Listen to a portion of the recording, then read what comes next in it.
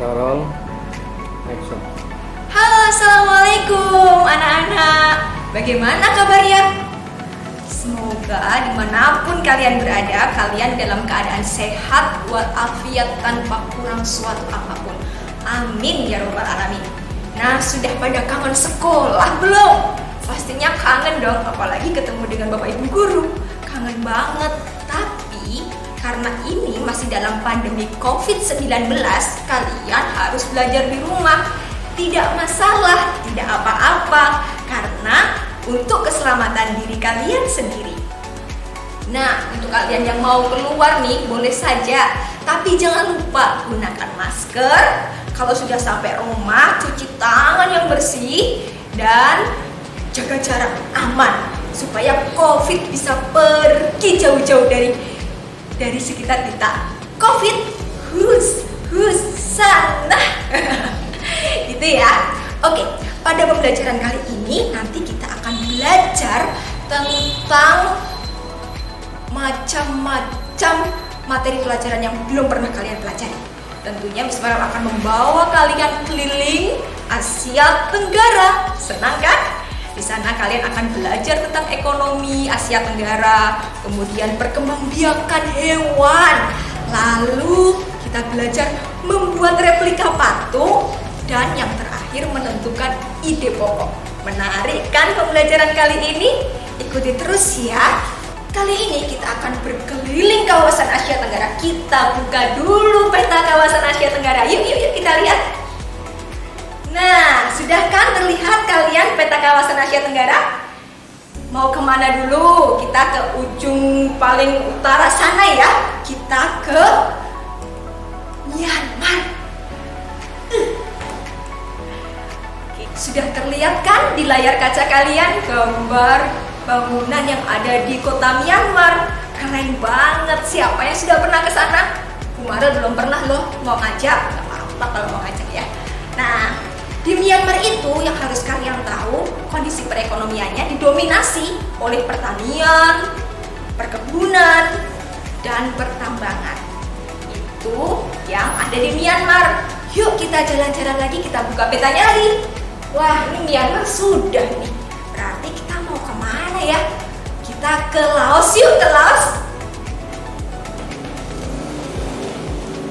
Nah, ini dia penampakan geografi Laos. Laos adalah salah satu negara yang dialiri oleh Sungai Mekong. Tahu nggak Sungai Mekong? Nanti kita cari tahu bareng-bareng ya. Nah, karena itu kondisi perekonomian Laos didominasi oleh pertanian yang berada di sekitar sungai. Asyik banget ya. Next, kita lanjut lagi ya. Perjalanan kita masih panjang nih. Ada negara ini nih, Vietnam. Wah, sekarang kita sudah berjalan-jalan ke Vietnam. Asik banget. Di sana yang paling terkenal adalah sektor pariwisata. Kenapa ya? Karena lokasi pariwisata di sana sangat indah, terutama wisata alamnya. Keren banget loh. Kapan-kapan kita jalan-jalan ke sana ya. Terus kita kemana lagi nih? Peta dong. Wah, ini petanya. Ini ya, kita ke Thailand. Wow, swadekap gitu ya, Thailand ya. Nah, ini dia. Di Thailand kita bisa menemukan bangunan-bangunan yang unik. Sama seperti di Vietnam, pariwisata juga menjadi salah satu ikon kota Thailand. Pertanian juga menjadi salah satu hal yang diunggulkan. Terlebih lagi, Thailand menjadi lumbung padi Asia Tenggara. Keren bukan? Oke, setelah ke Thailand kita jalan-jalan lagi kemana nih? Oh, ini dia. Kita ke Kamboja. Kamboja yang sering kita sebut dengan negeri 1000 pagoda. Keren sekali tentunya ya. Di sana kita bisa menemukan perkebunan karet karena Kamboja adalah salah satu penghasil karet terbesar di kawasan Asia Tenggara. Perjalanan kita sudah mulai dekat nih ke Indonesia. Kita mau ke negara tetangga, Malaysia. Oke, di Malaysia ini kalian bisa menemukan berbagai macam pedagang. Kenapa? Karena di Malaysia ini terjadi perdagangan internasional. Wow, kawasan perdagangan internasional anak-anak. Jadi pedagang dari penjuru dunia datang ke Malaysia. Itu adalah salah satu unggulan ekonomi di Malaysia. Dan tentunya di Malaysia juga ada tuh perkebunan, kemudian pertanian, tetapi tidak setinggi perdagangan internasionalnya. Setelah kita ke Malaysia, kita mau jalan-jalan kemana lagi anak-anak? Nah, ini kalian pasti tahu ini ya. Singapura. Wah, dengan patung singa yang terkenal yaitu Merlion, kalian pasti tidak asing lagi dengan kota ini. Singapura adalah salah satu atau satu-satunya bahkan negara yang maju di kawasan Asia Tenggara. Kenapa maju? Karena di Singapura ini industri menjadi salah satu komoditas utama yang mendongkrak perekonomian di Singapura. Selain itu, Singapura juga menjadi negara transit untuk negara-negara yang akan berkunjung ke wilayah selatan. Sehingga ada International Changi Airport yang menjadi bandara internasional di dunia. Kali ini kita mau jalan-jalan kemana lagi? Kita balik kampung dulu ya. Indonesia. Senang bukan berada di kampung sendiri di Indonesia? Kalian harus tahu, sektor utama Indonesia saat ini adalah pariwisata. Karena pemerintah sedang menggalakkan pariwisata lokal, sehingga kita tidak perlu jauh-jauh keluar negeri untuk berwisata. Dan tentunya kondisi lingkungan alam geografis Indonesia tidak kalah indah dengan negara-negara yang lain. Namun selain pariwisata, Indonesia juga mengembangkan perkebunan, pertanian, dan peternakan serta perikanan. Makanya banyak ikan loh di Indonesia. Makan ikan biar sehat ya. Jangan lama-lama di kampung halaman, kita pergi lagi, kita keliling lagi di Brunei Darussalam. Nah, Brunei Darussalam ini tentunya kalian sudah kenal dong dengan istilah sultan. Nah, sultan yang terkenal adalah sultan minyak. Karena apa? Karena komoditas utama di Brunei adalah pertambangan minyak bumi. Keren sekali kan? Di Brunei Darussalam banyak minyak bumi yang bisa diekspor ke negara-negara tetangga. Dan ini yang terakhir, kita akan jalan-jalan kemana ya ini ya? Oke, kita ke Filipina. Nah, di Filipina ini kita akan menemukan berbagai macam produk unggulan seperti nanas, padi, kelapa, dan gula.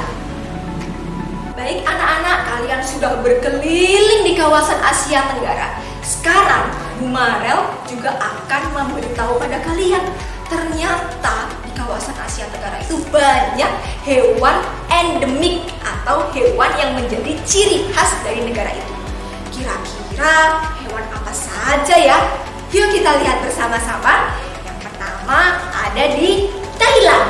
Nah, di Thailand ini kita bisa melihat gajah putih yang terkenal. Namun tidak cuma di Thailand kita bisa melihat gajah putih. Ada di Kamboja, juga Laos. Kalian tahu nggak sih? Ternyata gajah putih itu disucikan oleh masyarakat yang ada di Thailand, Kamboja, dan Laos. Karena gajah putih adalah kepercayaan yang dianut oleh masyarakat yang berada di kawasan Thailand, Kamboja, dan Laos. Nah, selain itu, hewan endemik lainnya adalah burung takur. Bukan tuan takur ya, tapi burung takur. Burung ini bisa ditemukan di Malaysia. Nah, seperti ini gambarnya.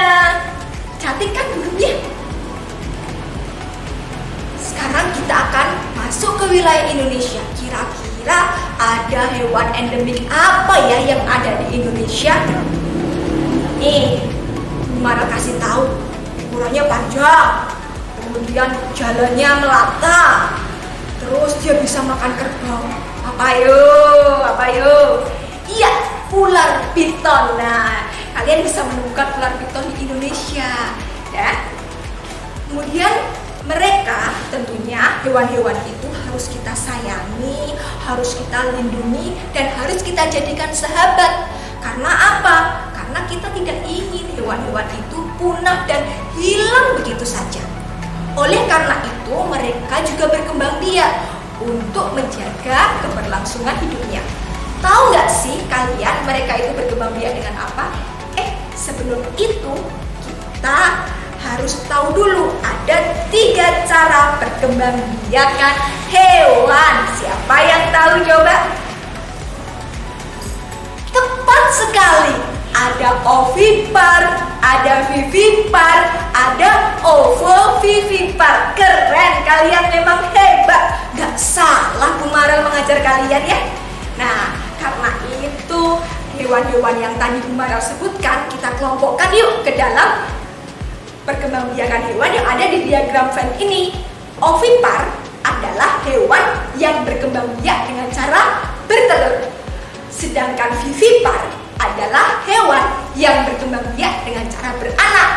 Nah, yang di tengah-tengah ini ovovivipar, berkembang biak dengan cara bertelur dan beranak. Kita masukkan bersama-sama yuk hewannya. Gajah. Kira-kira gajah di mana ya? Kita tarik gajah ke vivipar. Kemudian ada burung takur. Burung takur di mana ya? Kita tarik ke ovipar. Terakhir ada ular piton. Kita tarik di mana ya? Kita tarik di ovovivipar. Itulah contoh yang bisa Miss Mara berikan tentang cara perkembangbiakan hewan. Coba kalian cari sendiri hewan-hewan yang berkembang biak dengan cara bertelur atau ovipar, beranak atau vivipar, bertelur dan beranak atau ovovivipar. Kalian bisa menuliskannya di buku tugas kalian dan mencari hewan itu di sekitar rumah kalian. Asyik bukan? Miss Marel yakin banget nih, pasti kalian menemukan hewan yang sering ada di lingkungan sekitar kalian. Ayam, ayo, pasti banyak yang menuliskan ayam. Kira-kira ayam? Ini dia, akan ditampilkan teks ayam. Kita baca bersama-sama ya.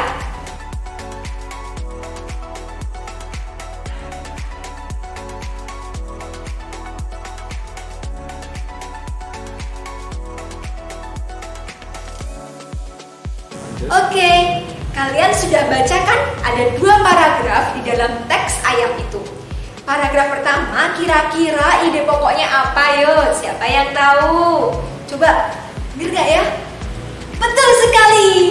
Ternyata paragraf pertama adalah pemanfaatan ayam. Karena apa? Karena pemanfaatan ayam itu mencakup seluruh isi dari paragraf itu sendiri. Kemudian paragraf kedua, ayo, ini pokoknya. Ya, tepat. Perbedaan ayam jantan dan ayam betina. Anak-anakku, gampang banget loh untuk menemukan ide pokok. Caranya adalah kita harus menemukan satu kalimat yang mampu menjawab seluruhan isi dari paragraf itu. Gampang kan? Oke.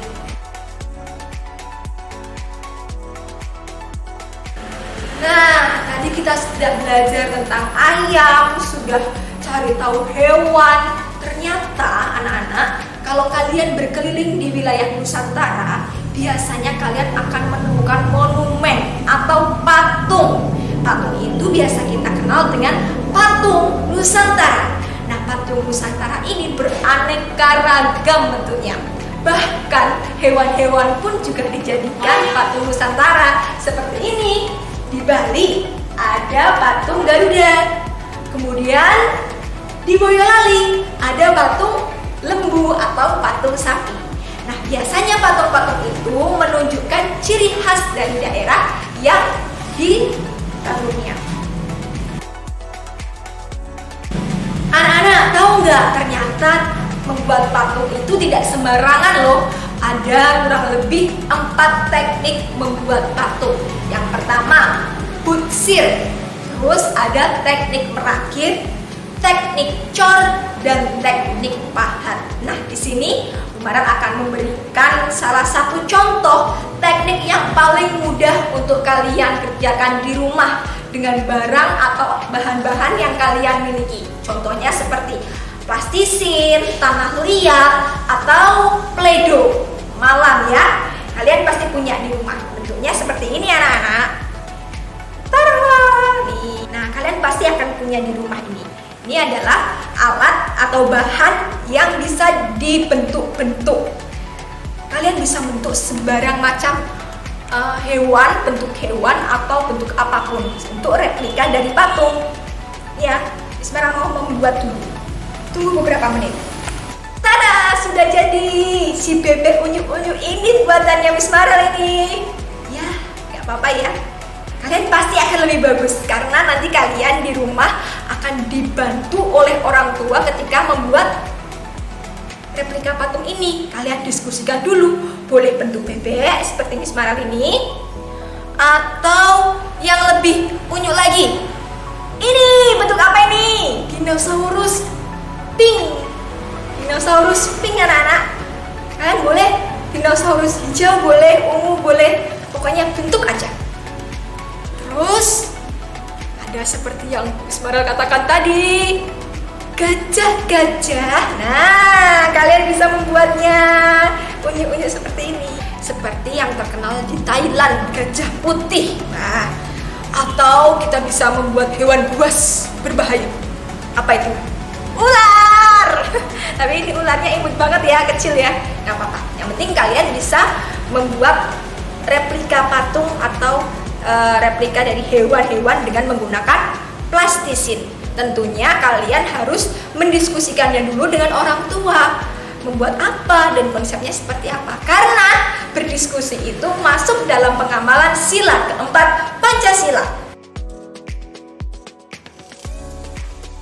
Oke anak-anak, sudah capek keliling Asia Tenggara, kemudian kita sudah mengetahui jadi dokter ya, mengetahui perkembangbiakan hewan.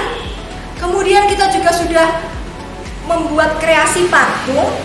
Tentunya Miss Marel berharap setelah video ini kalian semakin pandai lagi untuk mengeksplorasi dan mencari informasi tentang materi-materi yang sudah Miss Marel berikan ini.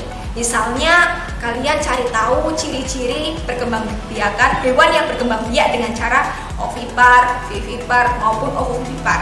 Kemudian kalian juga bisa mencari tahu tentang kira-kira seperti apa sih pengamalan sila Pancasila keempat. Dan jangan lupa kalian harus banyak membaca, baik itu di majalah, koran, atau media cetak yang lainnya. Menggunakan media elektronik juga boleh. Yang penting kalian harus tetap semangat supaya bisa berprestasi. Tentunya jaga kesehatan diri sendiri dan lingkungan sekitar kita supaya terhindar dari COVID-19. Sekian video pembelajaran dari Miss Marel. Sampai jumpa di video selanjutnya. See you. Wassalamualaikum warahmatullahi wabarakatuh.